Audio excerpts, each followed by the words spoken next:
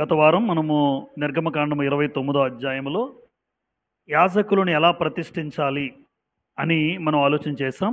అంతకుముందు 28లో యాజకుడి యొక్క వస్త్రధారణ ఎలా ఉండాలి అంటే ఒకదాని తర్వాత ఒకటి గ్రంథము ఎలా లింకప్ ఎలా వెళ్తుందంటే వస్త్రధారణ ఏ వేసుకోవాలో చెప్పారు పరిశుద్ధ ప్రత్యక్ష గుడారములో. వస్త్రధారణ ఎప్పుడైతే చెప్పిన తర్వాత ఆ వస్త్రధారణ అలంకరించుకున్న వ్యక్తిని అభిషేకించాడు.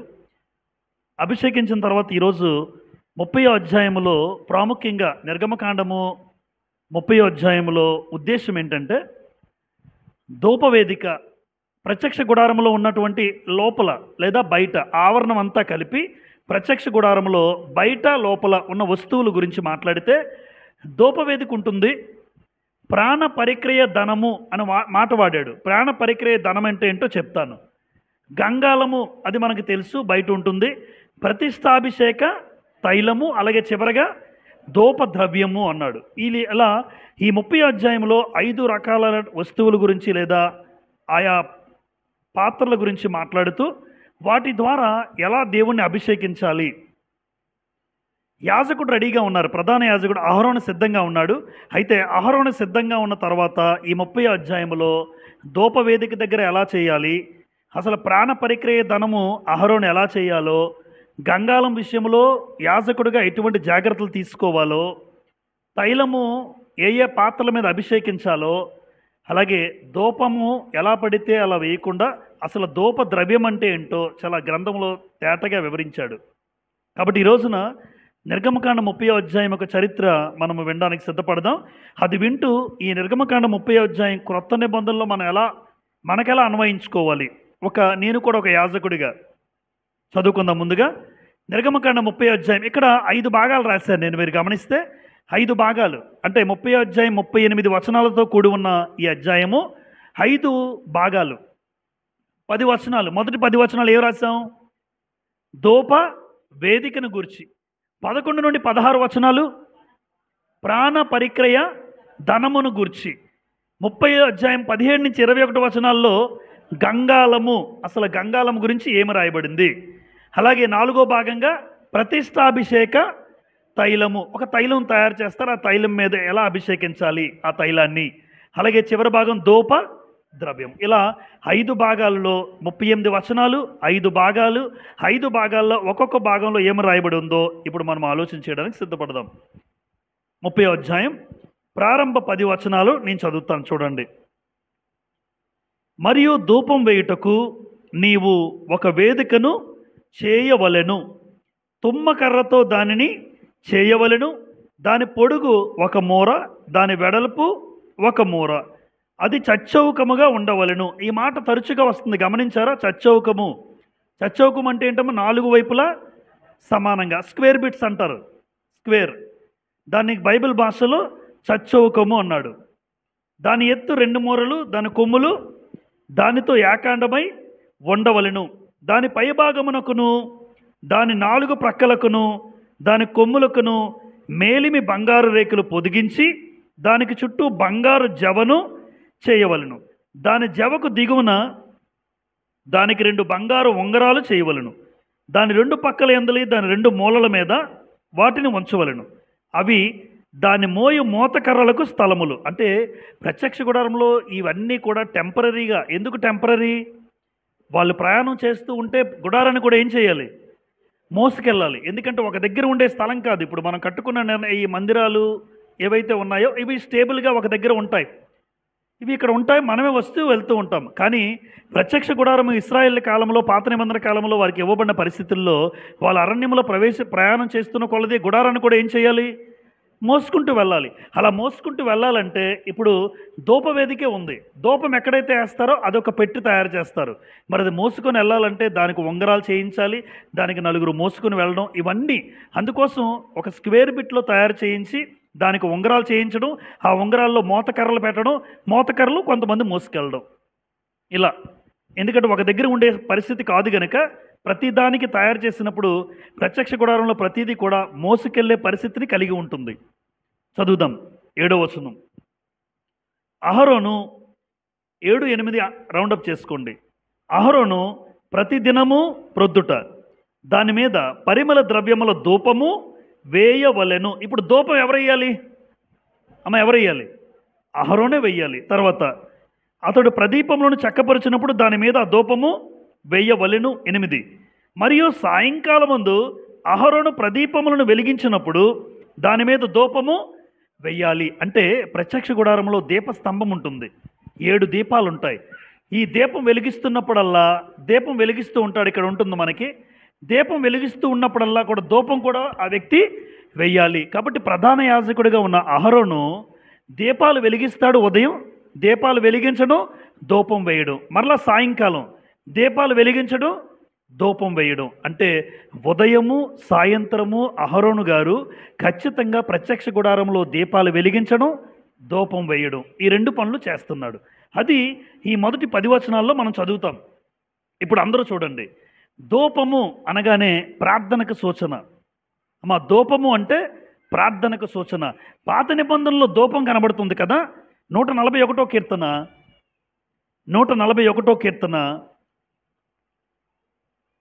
141 కీర్తన 2వ వచనాన్ని మీరు చూడగలిగితే చదువుతాను, చూడండి.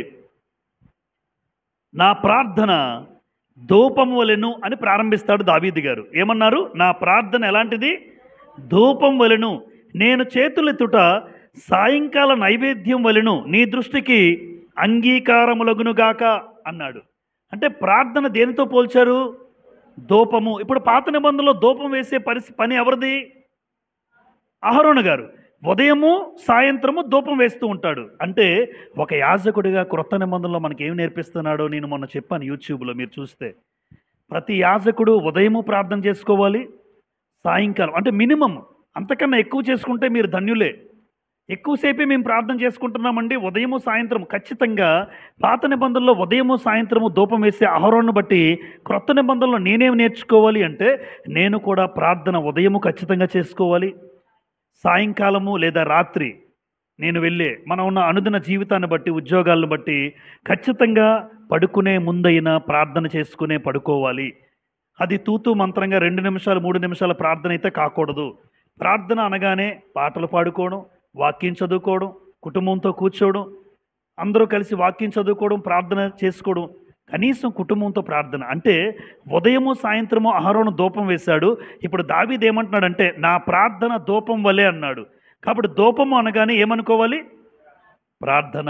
ఆ ప్రార్థన అహరోను చేశాడు. కానీ ఇంకొక విషయం చెప్పమంటారా? ఇక్కడ క్రొత్త నిబంధనలో యాజకుడు ఎవరు? మనందరికీ ప్రధాన యాజకుడు ఎవరు అని లేఖన భాగాల్లో చూస్తాం. మనందరి ప్రధాన యాజకుడు ప్రభువైన యేసుక్రీస్తు. అయితే అహరోను పాత నిబంధన కాలంలో ధూపము ప్రతి ఒక్కరి కోసం ధూపం వేసేవాడట. అక్కడ ఉదయం వేసేవాడు, సాయంత్రం. ఇప్పుడు యేసు ప్రభు కొత్త నిబంధనలో ఏం చేస్తున్నారో చెప్పమంటారా? హెబ్రీయులకు రాసిన పత్రిక. మనందరి కోసం ఆయన కూడా ప్రార్థన విజ్ఞాపనలు చేస్తూ ఉన్నాడు. పరలోకంలో దేవునికి మనపక్షంగా, చూడండి, మనపక్షంగా యేసు ప్రభు చేస్తున్నాడు. పాత నిబంధనలో ఇశ్రాయేలు పక్షంగా ఎవరు వేసేవారు? అహరోను వేసేవారు. కానీ క్రొత్త నిబంధన యాజకులుగా మనందరి కోసం ప్రభువైన యేసుక్రీస్తు వారు విజ్ఞాపన దేవునికి చేస్తున్నాడు. హెబ్రీయులకు రాసిన పత్రిక 9వ అధ్యాయం, హెబ్రీయులకు రాసిన పత్రిక 9వ అధ్యాయం 24 మీరు చూడగలిగితే 24 చూడండి. అందువలన నిజమైన పరిశుద్ధ స్థలమును పోలి హస్తకృతమైన పరిశుద్ధ స్థలములలో క్రీస్తు ప్రవేశింపలేదు గాని. అంటే పాత నిబంధన కాలంలో అదేది కూడా క్రీస్తు ప్రభుకు సంబంధించిన పరిస్థితి ఏర్పడిందమ్మా. క్రీస్తు ఏమైనప్పుడు అలాంటి గుడారంలోకి వెళ్తారా? కాదు. అంటే అలాంటిది పాత నిబంధనలో జరిగింది. ఇప్పుడు అలాంటిది కాదు. కానీ ఏమన్నాడు చూడండి, ఇప్పుడు మన కొరకు, అంటే ఎవరి కోసం?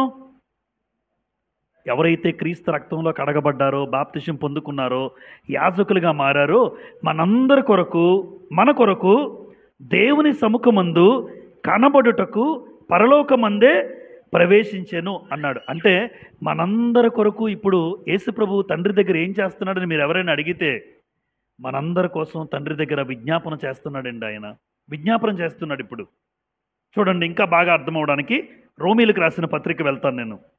రోమా 8:34 చూస్తారా? రోమా 8:34 ప్రజెంట్ స్టేటస్. యేసుప్రభు వారు ఎక్కడున్నారు, యేసుప్రభు వారు ఏం చేస్తున్నారు? రోమా పత్రిక 8:34. శిక్ష విధించువాడెవడు? చనిపోయిన క్రీస్తు యేసే.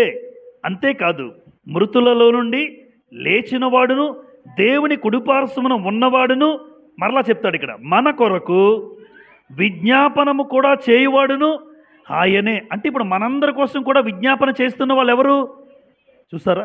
ఎందుకు అంటే పాత నిబంధనలో ప్రధాన యాజకుడు అహరోను ఉదయము సాయంత్రము ధూపం వేసి ప్రార్థన చేసి విజ్ఞాపన చేస్తే, క్రొత్త నిబంధనలో యేసు ప్రభు కూడా మనందరి కోసం ప్రజెంట్ ఇప్పుడు కూడా స్టిల్ ఇప్పటి వరకు ఇంకా యేసుక్రీస్తు రెండవ రాకడ వరకు కూడా యేసు ప్రభు మనందరి కోసం ఏం చేస్తూ ఉన్నాడని మీరు ఎవరైనా ఎప్పుడైనా మిమ్మల్ని అడిగితే, ప్రజెంట్ యేసు ప్రభు ఎక్కడున్నారు అంటే తండ్రి కుడిపార్శ్వన పరలోకంలో ఉన్నాడు.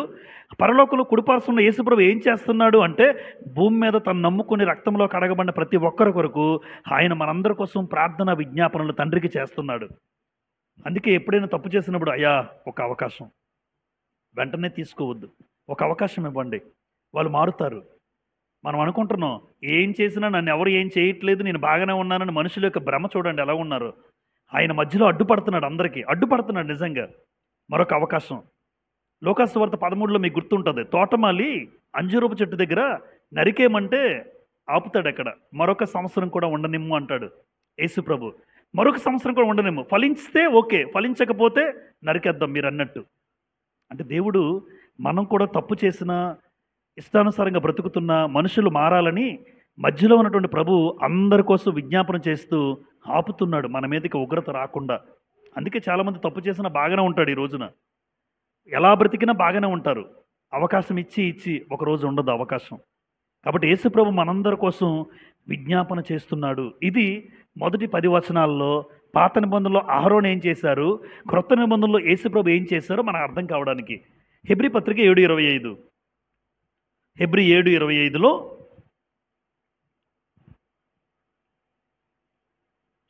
ఈయన అంటే ఎవరు? యేసు ప్రభు తన ద్వారా దేవుని వద్దకు వచ్చి వారి పక్షమున విజ్ఞాపనము చేయుటకు నిరంతరము జీవించుచున్నాడు. ఆ మాట చూసారా? అంటే మనం ఎవరి ద్వారా వచ్చాము ఇక్కడ సంఘంలోకి? యేసు ప్రభు ద్వారా.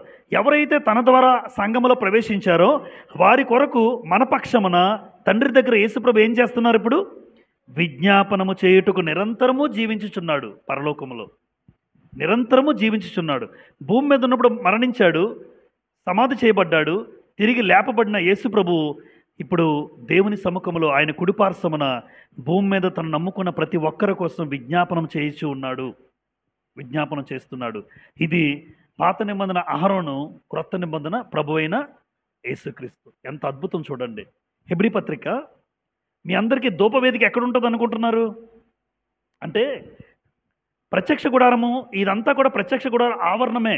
బలిపీఠం ఉంటుంది, గంగాలం ఉంటుంది. ఇప్పుడు ఈ తెర ఉంది చూసారా, ఇది మొత్తం కలిపి పరిశుద్ధ స్థలం ఉంటుంది, అలాగే అతి పరిశుద్ధ స్థలం ఉంటుంది. ఈ పరిశుద్ధ స్థలములో దీపస్తంభం ఉంటుంది, బల్లుంటుంది. ఈ పరిశుద్ధ స్థలములో ధూపవేదిక మందస్సం అతి పరిశుద్ధ స్థలములో ఉంటాయి. అంటే ఇక్కడ మందస్సం ఉంటుంది, దాని పక్కనే ధూపం వేసేది ఉంటుంది. చూడండి మీకు ఎక్కడుందో తెలియడానికి హెబ్రీ పత్రిక 9వ అధ్యాయం చదువుకుని వెళ్దాం. 9వ అధ్యాయం 3-4 చూడండి. 9:3-4 రెండవ తెరకు ఆవల. రెండవ తెర అంటే ఏది? అతి పరిశుద్ధ స్థలం. రెండవ తెర ఒక ఆవల అతి పరిశుద్ధ స్థలమున గుడారము ఉండెను. అందులో ఏమున్నాయి? సువర్ణ ధూపార్తియు అంతటను బంగారు రేకులతో తాపబడిన నిబంధన మందసము ఉండెను. చూసారా? అంటే మొదటి దానిలో ఉండేవి పైన రాశాడు మీకు. చూడండి ఒకసారి 2వ వచనం. ఎలాగనగా మొదట ఒక గుడారం ఏర్పరచబడిను, అందులో ఏమున్నాయి చూడండి? దీపస్తంభం, బల్ల, ఆ బల్ల మీద ఉంచబడిన రొట్టెలు ఉన్నాయి. అంటే ఇక్కడ ఏముంటాయి? పరిశుద్ధ స్థలములో దీపస్తంభం 7 దీపాలు ఉంటాయి. ఈ పైన సముఖపు రొట్టెల బల్ల, అక్కడ రొట్టెలు పెడతారు, ఒక బల్ల, దాని మీద రొట్టెలు, ఇక్కడేమో దీపస్తంభం. మరి అతి పరిశుద్ధ స్థలంలో ఏముంటుందంటే ధూపవేదిక, ధూపార్తి, సువర్ణ ధూపార్తితో పాటు మందస్సం ఉంటుంది. మందస్సం అక్కడికి ఎవరు వెళ్ళరు, ప్రధాన యాజకుడు మాత్రమే సంవత్సరానికి ఒక్కసారి. ఇది 10 వచనాలు. నిర్గమకాండం 30వ అధ్యాయం 2వ భాగానికి వెళ్ళిపోతాను సమయాన్ని బట్టి. నిర్గమకాండం 2వ అధ్యాయం 30వ అధ్యాయంలో 2వ భాగంలో 11 నుండి 16 వచనాలు ఏముందో చూడండి. ప్రాణ పరిక్రయ ధనము అన్నాడు. ప్రాణ పరిక్రయ ధనము అంటే ఇశ్రాయేలు 3550. ఇది ఎవరు? 20 సంవత్సరాలు పైబడిన వారు. వాస్తవానికి చాలా లక్షల్లో ఉంటారు. ఎందుకంటే ముసలి వాళ్ళు లెక్కేయలేదు, ముసలి వాళ్ళు వృద్ధాప్యంలో ఉన్న తల్లిదండ్రులు కానీ పెద్దవాళ్ళు లెక్కేయలేదు, చిన్నపిల్లలు లెక్కేయలేదు. కానీ 20 సంవత్సరాలు పైబడిన వాళ్ళు లెక్కేశారు. ఇప్పుడు 20 సంవత్సరాలు పైబడిన వాళ్ళు లెక్క వేసుకుంటే వాళ్ళందరూ ఎంతమంది వచ్చారు? 6,03,550. ఇక్కడ ఏం చేశారంటే దేవుడు ఒక అద్భుతమైన మనకి విషయాన్ని నేర్పిస్తారు. ఇక్కడ ఈ 6,03,550 మంది ఒక్కొక్కరు అరతులం చొప్పున దేవుడికి ఇవ్వాలి. అరతులం, అది దేవుడి కండిషన్. వీళ్ళందరూ వాళ్ళ ప్రాణానికి కాపాడడానికి పాత నిబంధన కాలంలో ప్రాణ పరిక్రియ ధనము అంటే అర్థం ఏంటంటే 6,03,550 మంది ఎవరైతే 20 సంవత్సరాల పైబడి వాళ్ళు ఉన్నారో ఆ 20 సంవత్సరాలు పైబడిన ప్రతి ఒక్కరూ కూడా మనిషి అరతులం చొప్పున దేవుని ప్రత్యక్ష గుడారం మందిరం కోసం ఇవ్వాలి. ఎందుకు అంటే ప్రత్యక్ష గుడారంలో మందస్సం బంగారంతో చేయబడింది, చాలా పాత్రలు బంగారంతో చేయబడ్డాయి. ఇప్పుడు బంగారంతో చేయాలంటే బంగారం ఎక్కడిది? మోషే దగ్గర బంగారం ఎక్కడిది? మరలా ఎవరు ఇవ్వాలి? ప్రజల నుంచే ఇవ్వాలి. అందుకోసం ప్రాణ పరిక్రియ ధనము ఎవరైతే నాకు ఇస్తున్నారో వాళ్ళ ప్రాణానికి పరిక్రయంగా వాళ్ళు నాకు ఇస్తున్నారు కాబట్టి వాళ్ళ రక్షణ నా చేతుల్లో ఉంటుందంటాడు దేవుడు. అందుకే ప్రతి ఒక్కరూ కూడా ఏమి ఇవ్వాలి అంటే ఒక అరతులం చొప్పున దేవునికి ఇవ్వాలి. ఇది కొత్త నిబంధనలో కూడా మనం అన్వయించుకోవచ్చు. సంఘం బాగోలేవంటే, సంఘ క్షేమాభివృద్ధి చెందాలంటే, సంఘ పరిచర్యలో కార్యక్రమాలు ఏమైనా సంఘం నిమిత్తం కానీ పరిశుద్ధుల్లో ఎవరైనా ఇబ్బందుల్లో ఉంటే, విధవరాలు ఉంటే అలాంటి వారికి ఇచ్చేట విషయంలో సంఘానికి డబ్బు ఎక్కడది? మరలా ఎవరు ఇవ్వాలి? సంఘస్థులు లేదా విశ్వాసులు ఇవ్వాలి. అంటే పాత నిబంధనలో ప్రత్యక్ష గుడారం కోసం మోషే గారు ఆ ఇశ్రాయేల్ దగ్గర ఎలాగైతే అరతులం చొప్పున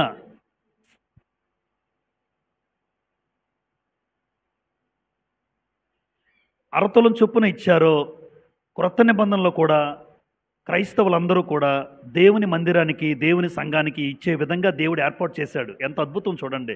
మనం పాత నిబంధన చదువుతాం కానీ అంతగా మనం ఆలోచించాం. చూడండి ఆ మాట ఇప్పుడు మీరు చదువుతారు. 11 నుండి 16 వచనాలు.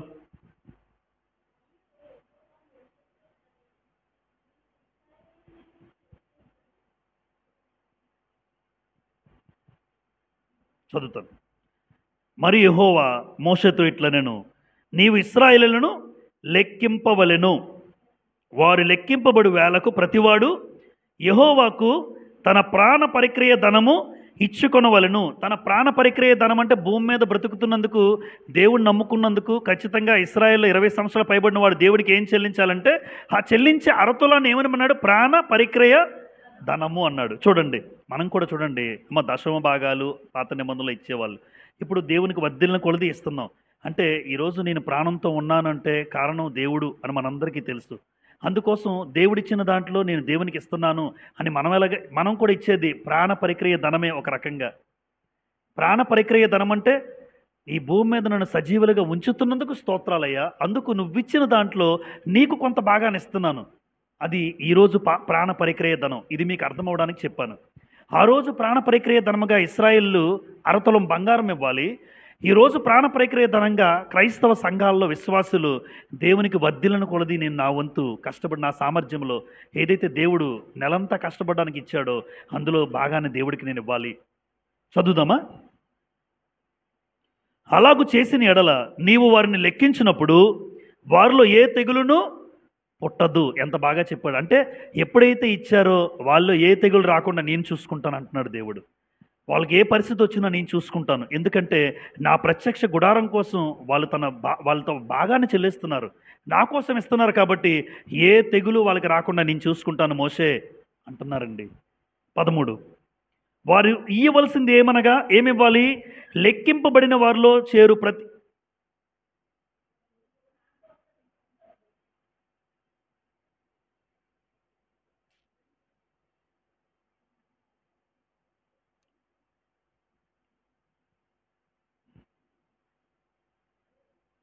లెక్కింపబడిన వారిలో చేరు ప్రతి వాడును పరిశుద్ధ స్థలము యొక్క తులమును బట్టి అరతులము ఇయ్యవలెను. అంటే ప్రతి ఒక్కరు ఏమివ్వాలి?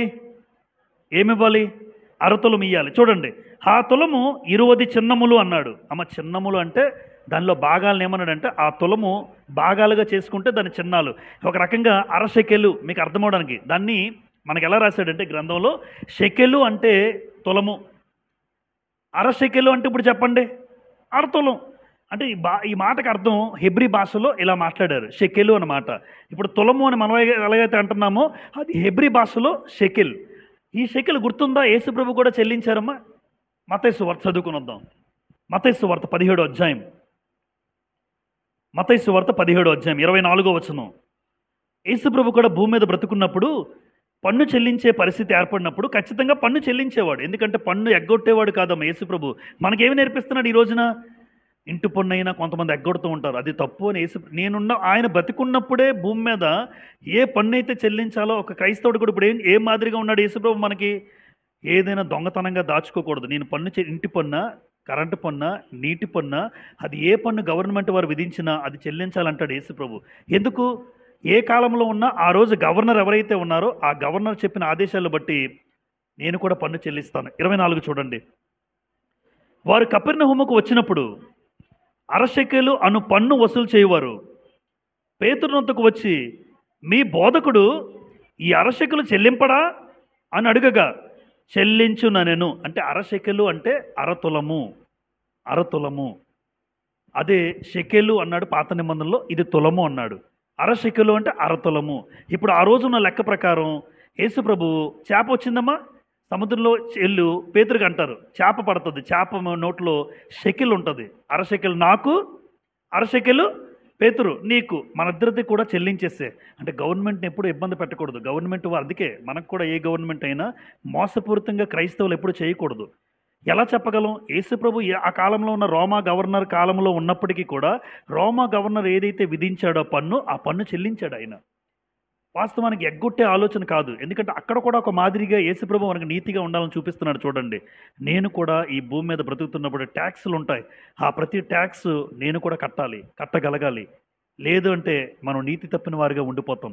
కొంతమంది క్రైస్తవులు ట్యాక్సులు కట్టరు, అలాంటి వాళ్ళు ఉంటారు. వాళ్ళకి విషయం అర్థమైతే ప్రభువే కట్టినప్పుడు నువ్వు కట్టకపోతే రేపు పొద్దున తీర్పుదేనా అడగడా దేవుడు? కాబట్టి అరశెకెలు క్రీస్తు ప్రభు కూడా చెల్లించాడు ఆ రోజు పన్ను. కాబట్టి ఇక్కడ విషయం ఒకటేనమ్మా, అరతులము అనే మాట పాత నిబంధన కాలంలో ప్రత్యక్ష గుడారం కట్టడానికి ఆ మందసం కానీ, ధూపవేదిక కానీ, లేదంటే రకరకాలుగా లోనున్నటువంటి అడ్డతెరలు కానీ ఏదో బంగారు పూత చాలా సందర్భాల్లో ఉపయోగించారు ప్రత్యక్ష గుడారంలో. అలా ఉపయోగించి ఆ బంగారం అంతా ఎక్కడిది? మోసే దగ్గర ఏమీ లేదు. అందుకే ప్రజల దగ్గరికి వెళ్ళి 20 సంవత్సరాల పైబడిన వాళ్ళందరూ కూడా ఎంతమంది అయితే ఉన్నారో వీళ్ళందరూ సుమారుగా వీళ్ళందరూ అరతలం చొప్పున ఇస్తే ప్రత్యక్ష గుడారంలో దేవునికి అనుకూలంగా ఆ బంగారంతో కట్టే పరిస్థితి ఏర్పడింది. అంటే మందిరానికి అప్పుడు ఇచ్చారు. ఈరోజు క్రొత్త నిబంధన యాజకులుగా, క్రొత్త నిబంధన సంబంధులుగా, విశ్వాసులుగా ఉన్న మనం కూడా దేవుని మందిరంలో పరిచర్య బాగా జరగాలి, సంఘ కార్యక్రమాలు విస్తరించాలి, సువార్త కార్యక్రమాలు జరగాలన్నా, అలాగే ఎవరైనా ఆపదలో ఉన్నవారు, ఇబ్బందుల్లో ఉన్నవారు, దిక్కులేని వారు, అనాథ పిల్లలు, విధవరాండ్రు ఇబ్బందుల్లో ఉంటే అలాంటి వారికి సంఘము ద్వారా కార్యక్రమాలు జరగాలి. అది దేవుని ఏర్పాటు. కాబట్టి అలాంటి జరగాలంటే మనమే ఇవ్వాలి. కాబట్టి విశ్వాసులుగా మనమే అర్పణ చెల్లించాలి. నేనేమంటానంటే క్రొత్త నిబంధనలో సంఘ పరిచర్య కోసం నిమిత్తం చెల్లించాలి, యాజకుడు ఇంకొకటి చెల్లించాలి. రోమపత్రిక 12వ అధ్యాయం. క్రొత్త నిబంధన సంబంధం పాత నిబంధన కన్నా క్రొత్త నిబంధన శ్రేష్టమా కాదా? శ్రేష్టమే. పాత నిబంధన జంతు బలులు, క్రొత్త నిబంధన యేసుక్రీస్తు బలి. అంటే పాత నిబంధన కన్నా కొత్త నిబంధన శ్రేష్టమైనది. అలాంటి శ్రేష్టమైన నిబంధనలు ఉన్న యాజకులుగా ఉన్న మనము రోమ 12:1, కాబట్టి సహోదరులారా, పరిశుద్ధమును దేవునికి అనుకూలమైన సజీవ యాగముగా మీ శరీరములను ఆయనకు అర్పణ అన్నమాట వచ్చింది. సమర్పణ. ఈరోజు నేను దేహాన్ని ఎవరికి ఇవ్వాలి? ఎందుకు? నేను కడగబడ్డాను, నేను క్రీస్తు రక్తంలో కడగబడ్డాను. అందుకే 2 రకాలుగా మాట్లాడతాను ఇక్కడ. పాత నిబంధనలో కేవలం వారు అరతలం ఇచ్చారేమో, కేవలం భౌతిక సంబంధం డబ్బులు ఇచ్చారేమో, కానీ క్రొత్త నిబంధన సంబంధాలుగా సంఘ పరిచర్య కోసం నేను ప్రతి ఆదివారం దేవునికి కొంత సొమ్ము చెల్లిస్తూ ఉన్నాను. అంతేకాకుండా నా దేహము కూడా దేవుని కోసమే. నా దేహములో ప్రతి అవయవం ఆయనే నాకు ఇచ్చినప్పుడు ఈ దేహము కూడా ఆయన కోసమే సమర్పించాలి. అందుకే సజీవ యాగముగా మీ శరీరాన్ని దేవునికి సమర్పించండి. దేవునికి సమర్పించండి అంటే ఈ దేహముతో, శరీరముతో ఎప్పుడు దయచేసి పాపం చేయకూడదు. పాపం చేసే అవకాశాలు మీకు వచ్చినా ఆ విషయంలో జాగ్రత్త పడి పాపం చేయకుండా ఉంటే నిజంగా నీ శరీరము దేవునికి సజీవ యాగంగా నువ్వు అర్పించినట్టే. ఆ అర్పణ దేవునికి ఇవ్వాలి. మూడో భాగాన్ని చెప్తాను. 30 అధ్యాయం 17 నుండి 21 వచనాలు. ఇక్కడ గంగాళమును గూర్చి రాయబడింది. ఏంటమ్మా ఇది? గంగాళం. ఇది ఇత్తడితో చేయబడుతుంది. గంగాళము ప్రత్యక్ష గుడారం బయట ఉంటుంది. ఈ గంగాళము దేనికోసం అంటే ఒకసారి అక్కడ చూడండి. ఇక్కడ వాస్తవానికి బలిపీఠం అనేది ఉంది. బలిపీఠము దగ్గర ఏం జరుగుతుంది అంటే, ఈ బలిపీఠం దగ్గర ఏదైతే యాజకుడు బలిని అర్పించి రక్తం చిందుతుంది కనుక ఆ చేతులు అవి కడుక్కొని, ఇక్కడ కడుక్కోవాలంటే ఒక గంగాలను ఏర్పాటు చేశాడు. అందుకే గంగాలం ఎక్కడ ఉంటుందమ్మా? ఇప్పుడు అతి పరిశుద్ధ స్థలానికి లేదంటే ప్రత్యక్ష గుడారం బయట బలిపీఠానికి మధ్యలో, ఈ రెండింటికి మధ్యలో ఏముంది? చదువుదాం. 17 నుంచి నిర్గమకాండం 30 అధ్యాయం.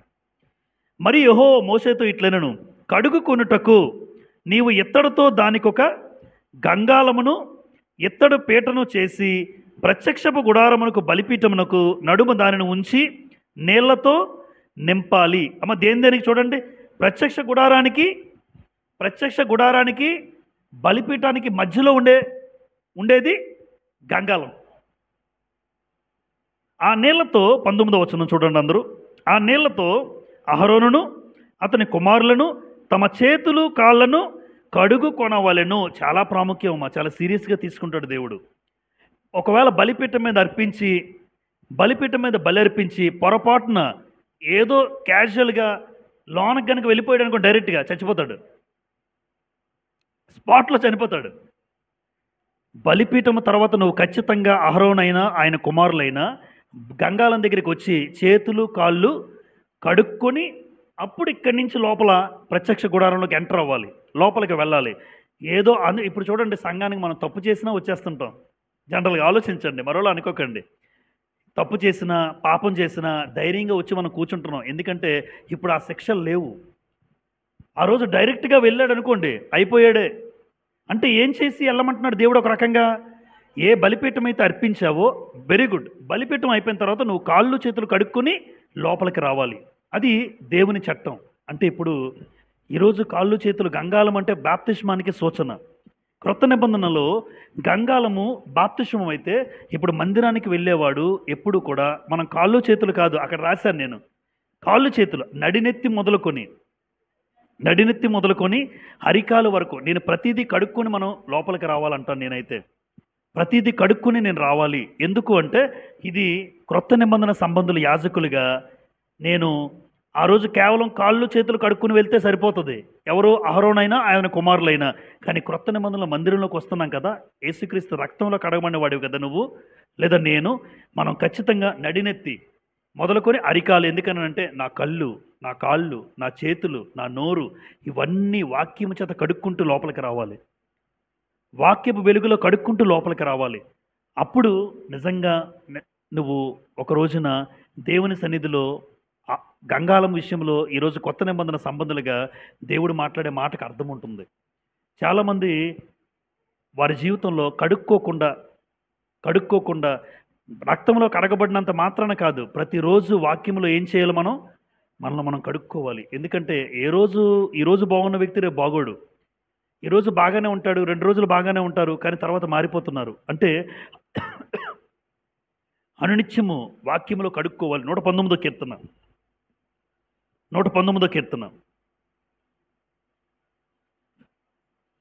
చూడండి. 119వ కీర్తన యవ్వనస్తుల గురించి మాట్లాడుతూ 9, 11, 2 వచనాలు చదువుదాం.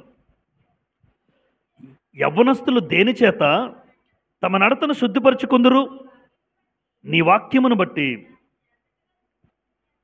అంటే దేని చేత శుద్ధిపరచుకోగలం? అమ్మ శుద్ధి అన్నాడు. సబ్బుతో శుద్ధి చేసుకుంటే మురికిపోద్ది, ఏది భౌతికంగా మురికి ఈ శరీరం మీదది. సబ్బు శుద్ధి చేస్తుందా? శుద్ధి చేస్తుంది భౌతికంగా. కానీ వాక్యము నీ అంతరంగంలో ఉన్న కుళ్ళు, నీ అంతరంగంలో ఉన్న చెడుతనం, నీ అంతరంగంలో ఉన్నటువంటి చెడు ఆలోచనలు అవన్నీ వాక్యం కడిగేస్తుంది. అందుకే ఇక్కడ ఏమన్నాడు చూసారా? నీ వాక్యమును బట్టి దానిని జాగ్రత్తగా చూచుకున్నట చేతనే కదా. 11 నీ ఎదుట నేను పాపము చేయకుండానట్లు నా హృదయములో నీ వాక్యము. అంటే కాళ్ళు చేతులు కడుక్కుని ఆ రోజు అహరోను యాజకులు లోపలికి వెళ్ళారు, సేఫ్, వాళ్ళు రక్షింపబడ్డారు. ఈరోజు క్రొత్త నిబంధన యాజకుడిగా నా నడినెత్తి మొదలుకొని అరికాలు వరకు ఏ అవయవం చేత కూడా నేను పాపం చేయకూడదు. అంటే ప్రతి అవయవాన్ని వాక్యము ద్వారా నేను కడుక్కుంటూ ఉండాలి. వాక్యం ద్వారా కడుక్కుంటూ ఉండాలి. ఎఫెస్సీ పత్రిక 5:26లో ఈ మాట అంటారు. చదివేస్తాను చూడండి. ఎఫెస్సీ 5:26లో, పురుషులారా మీ భార్యలను ప్రేమించుడి అని అటువలే క్రీస్తు కూడా సంఘమును ప్రేమించి అది కలంకమైనను ముడతైనను అటుది మరేదైనను లేక పరిశుద్ధమైనదిగాను నిర్దోషమైనదిగాను మహిమగల సంఘముగాను ఆయన తన ఎదుట దానిని నిలువబెట్టుకొనవలనని వాక్యముతో ఉదక స్నానము చేత దానిని పవిత్రపరిచి. ఎప్పుడైతే వాక్యంతో స్నానం చేస్తావో నువ్వు పవిత్రపరచబడతావు. ఒక వ్యక్తి ఎప్పుడు పవిత్రపరచబడతాడు అంటే వాక్యము చేత నిత్యము స్నానం చేస్తున్నవాడు ఖచ్చితంగా పవిత్రపరచబడతాడు. అందుకే అందరినీ రమ్మని పిలుస్తుంటాను ఎప్పుడు నేను. దయచేసి మందిరం మానద్దు అని ఎందుకు పిలుస్తానంటే వాక్యము చేత స్నానం చేస్తూ ఉంటే నువ్వు పవిత్రపరచబడుతూ ఉంటావు. వాక్యానికి దూరం అయ్యాడు ఒక ఆయన అన్నాడు, సంఘానికి సేవకుడికి దూరం అయితే లోకం చుట్టమవుతారట. సంఘానికి దూరమయ్యాడు, సేవకుడికి దూరమైన వాళ్ళు లోకస్తులు చుట్టాలు అవుతారట. నిజమే.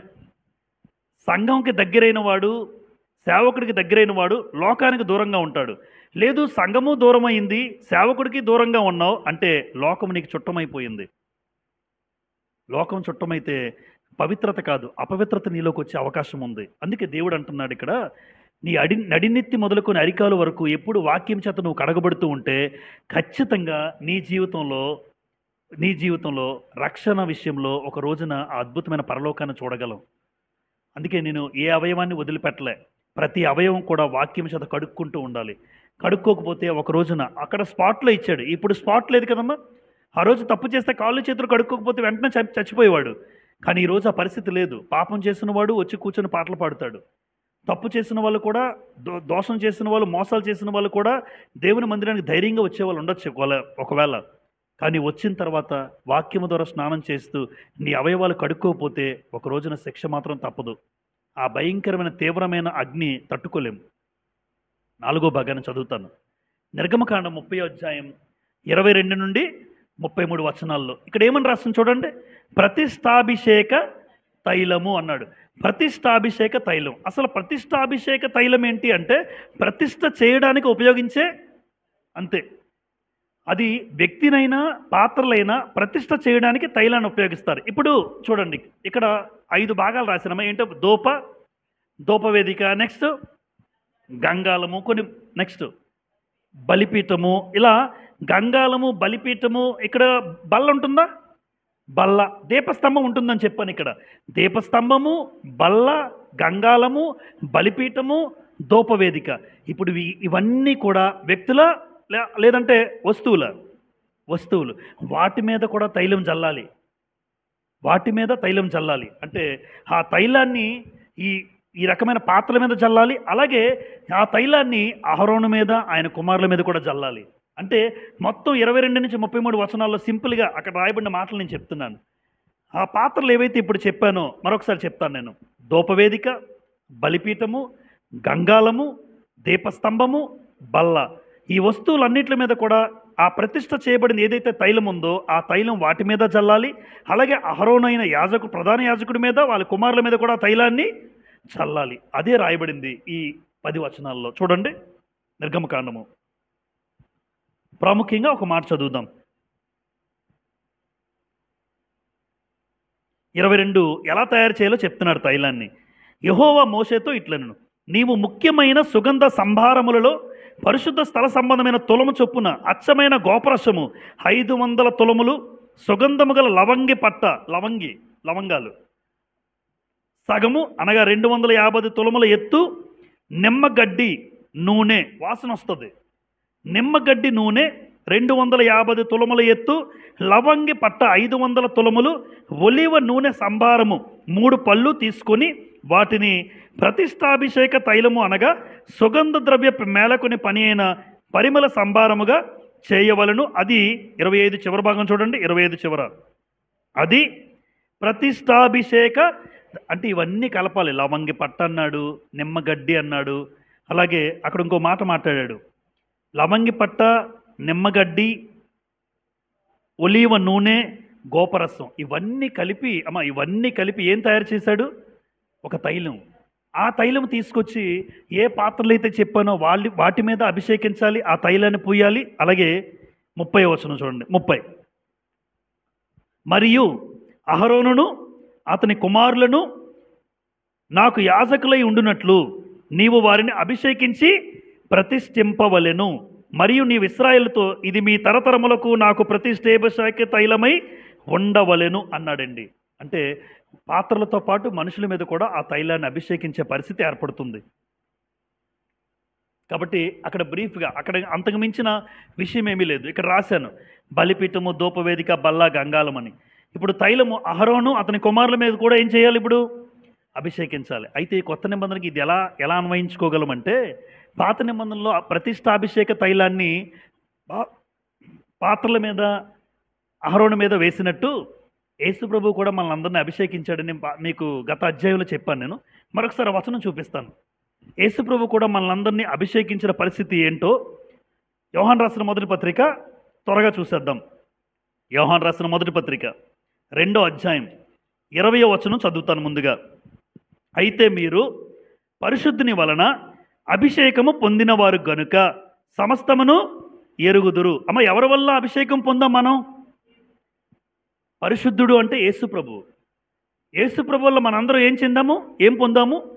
అభిషేకం. అక్కడ ప్రతిష్టాభిషేక తైలము ఎలా తయారు చేయాలో అదొక తైలం పాత నిబంధన కాలంలో ఒరిజినల్గా ఒలీవ నూనెతో, నిమ్మగడ్డి నూనెతో, అలాగే సుగంధ సంభారములతో చేసినటువంటి అది. అయితే ఈరోజు యేసుక్రీస్తు రక్తంలో కడగబడితే దాన్ని ఏమంటారంటే అభిషేకము. ఈరోజు నేను పరిశుద్ధుడైన యేసుక్రీస్తు వలన ఏం పొందుకున్నాను? అభిషేకం. 27 చూడండి అక్కడే. అయితే ఆయన వలన మీరు పొందిన అభిషేకం, చూసారా ఎంత బాగా రాశాడు? ఆయన వలన మీరు పొందిన అభిషేకం, ఆయన వలన మీరు పొందిన అభిషేకము మీలో నిలుచుచున్నది గనుక ఎవడనూ మీకు బోధింపనక్కర్లేదు. ఆయన ఇచ్చిన అభిషేకము సత్యమే కానీ అబద్ధము కాదు. అంటే దేవుడు కూడా యేసు ప్రభు ద్వారా మనకి ఏమి ఇచ్చినట్టు చెప్తున్నారు ఇక్కడ. ఆయన ఇచ్చిన అభిషేకం సత్యమే కానీ ఏం కాదు, అబద్ధం కాదు. అంటే ఈరోజు నేను పరిశుద్ధుడైన యేసుక్రీస్తు వల్ల అభిషేకం పొందాను. ఎవరో కామెంట్ పెట్టారు. నేను అది మాట్లాడితే ఆయన కోపం వచ్చింది. కామెంట్ చూసాను ఇప్పుడు వస్తున్నప్పుడు. పాత నిబంధనలో అభిషేకము మీరు ఇలా చెప్తున్నారు, అభిషేకమున బాప్తిసం ఎలా ఒకటవుతుంది అన్నాడు. ఒక హిందువుకి ఏం తెలుస్తుందో చెప్పండి? యేసు ప్రభు క్లియర్గా ఆ పరిశుద్ధుల వలన అభిషేకం పొందినవారు మీరు అంటే అభిషేకాన్ని ఆయన అంటున్నాడు కామెంట్లో. అభిషేకం అంటే తల మీద పోస్తారు. యేసు ప్రభు వచ్చి మీకు తల మీద పోసాడా? మనం ఆ బాప్తిసం ఎప్పుడైతే పొందుకున్నామో ఆ నీటిలో అది నేను పొందుకున్న అభిషేకం. అది క్రైస్తవ సహోదరులకు మాత్రమే అర్థమయ్యేది. అది అభిషేకం. ఆయన అభిషేకించాడు. నేను ఎప్పుడైతే క్రీస్తు రక్తంలో కడగబడ్డానో, ఎప్పుడైతే బాప్తిసం పొందుకున్నానో పరిశుద్ధుని వల్ల అభిషేకం పొందాను. అందుకే 27 క్లియర్గా ఉంది. అయితే ఆయన వల్ల మీరు పొందిన అభిషేకం మీలో నిలుచుచున్నది కనుక ఎవడనూ మీకు బోధింపనక్కర్లేదు. ఆయన ఇచ్చిన అభిషేకము సత్యమే కానీ అబద్ధం కాదు.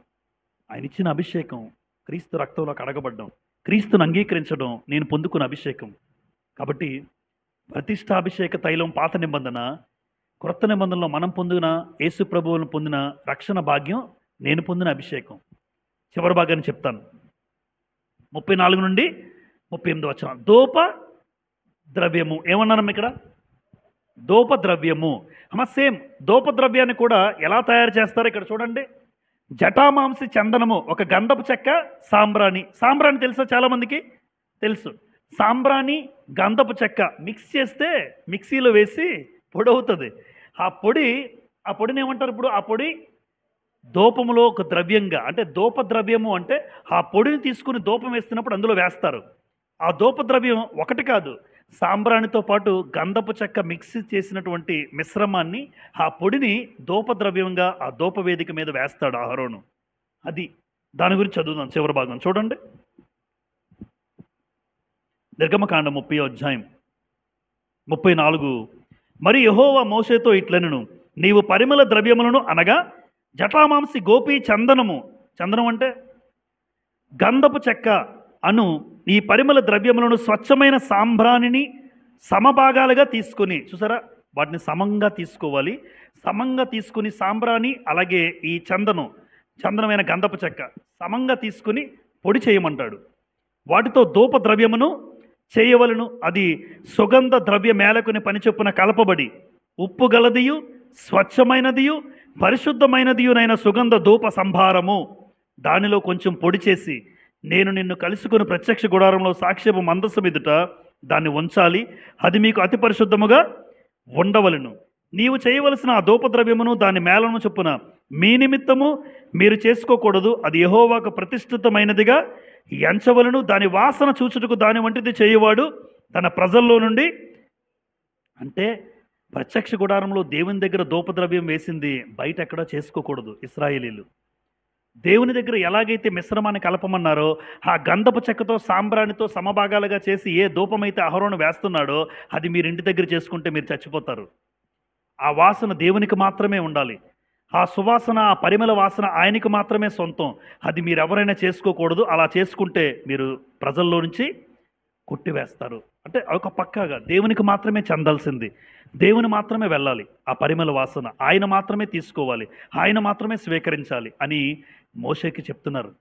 ధూపద్రవ్యం ఎలా వేయాలో. ఆ ధూపం ఇంటి దగ్గర మరలా సొంతంగా ఇదేదో వాసన బాగుందిరా బాబు అని మీరు ఇంటి దగ్గర చేసుకుంటే పొరపాటు. అది ఆయనకు మాత్రమే, మీకు కాదు. అంతే కదమ్మా, కొన్నిసార్లు దేవునికి మాత్రమే చెందాల్సింది ఆయనకే చెందాలి. ఆ స్థానాన్ని నేను ఆక్రమించకూడదు. కొంతమంది అంటారు, మరి చూడండి, కొన్నిసార్లు మీ తండ్రినైనను తల్లినైనను అక్కనైనను చెల్లినైనను భార్యనైనను పిల్లలనైనను నాకంటే ఎక్కువగా ప్రేమించేవాడు నాకు పాత్రుడు కాడు. నిజమే. అంటే దేవునికి స్థానాన్ని ఎవరు ఆక్రమించకూడదు. అది తల్లి అయినా తండ్రి అయినా భార్య అయినా పిల్లలైనా దేవుని తర్వాతే నాకు వీళ్ళు. అంతే, దేవుని తర్వాతే వీళ్ళు. ఎందుకు? వాళ్ళని ఇచ్చింది ఎవరు? అది. చాలామంది ఇలా మాట్లాడితే ఒక ఆయన మరొక కామెంట్ పెట్టాడు బయట మాట్లాడితే, తల్లిదండ్రి కాకుండా దేవుడు అంటున్నాడు చూడు పిచ్చోడు అంటున్నాడు. పిచ్చోడా? ఆ తల్లిదండ్రిని ఇచ్చింది ఆయన అని చెప్పాను నేను. ఈ తల్లిదండ్రి వాళ్ళకి పుట్టాలని నిర్ణయించింది ఆయన. అసలు వాళ్ళనే తల్లిదండ్రులుగా ఇచ్చింది ఆయన. అలాంటప్పుడు స్థానం ఎవరికి ఇవ్వాలో మీరే చెప్పండి. నాకంటూ తల్లిదండ్రులను ఏర్పాటు చేసింది ఆయన నాకన్నా ముందుగా. వారి కడుపున పుట్టాల్సింది నిర్ణయించింది ఆయన. అలాంటప్పుడు ప్రథమ స్థానం ఎవరికి ఇవ్వాలి? దేవునికి. అందుకే అబ్రహాము తడుంకోకుండా కొడుకును బలివ్వగానే ఇస్తాను. ఎందుకు అంటే ఇచ్చినవాడు మరలా ఇస్తాడు. ఇచ్చినవాడు ఇన్ని సంవత్సరాల తర్వాత ఇచ్చినవాడు మరలా ఇవ్వలేడా? ఇస్తాడు. అందుకే కొడుకును ఇవ్వమనగానే ప్రేమను చంపుకొని దేవునే ప్రథమ స్థానం ఇచ్చాడు అబ్రహాము. అబ్రహాము ఏ స్టేజ్లో ఉన్నాడో మీకు తెలుసు. ఇప్పుడు అబ్రహాం ఏ స్థాయిలో దేవుడు ఉంచాడు. ప్రథమ స్థానం ఇచ్చినవాడు ఎవరూ నష్టపోరు. గుర్తుపెట్టుకోండి. ఎప్పుడు దేవునికి ప్రథమ స్థానం మీ జీవితంలో మీరు ఇవ్వండి, ఎప్పుడు నిన్ను ప్రథమ స్థానంలోనే ఉంచుతాడు. దేవుడు ఉన్నతమైన స్థాయిలోనే ఉంచుతాడు. అలాంటి స్థాయి మనం పొందుకోవాలి. కాబట్టి ఈ రోజున 5 భాగాలుగా ఉన్న నిర్గమకాండం 30వ అధ్యాయం. ఇక్కడ ఒక విషయం నేను చెప్పడం మరిచాను. ఇక్కడ ఒక ప్రారంభంలో ధూపవేదిక దగ్గర ఎప్పుడు కూడా చిన్న సమస్య ఏంటంటే, ధూపం వేసేటప్పుడు నిప్పులు బయట నుంచి తీసుకురాకూడదు. కానీ అహరోనులో ప్రధాన 2 కుమారులు ఉన్నారు, నాదాబు. వీళ్ళిద్దరూ చేసిన పొరపాటు, ఏముందలే పర్వాలేదులే అని చెప్పి నిప్పులు బయట నుంచి తీసుకొచ్చారు. ఎప్పుడైతే బయట నుంచి వేరే అగ్ని నుంచి తెచ్చారో 9వ వచనం ఒకసారి చూడండి. నిర్గమకాండం 30వ అధ్యాయం 9వ వచనం. మీరు దాని మీద అన్య ధూపమునైనను అన్నాడు. ఆ మాటకు అర్థం అదేనమ్మా. అన్య ధూపం అంటే బయట నుంచి తెచ్చి ధూపం వేయద్దు.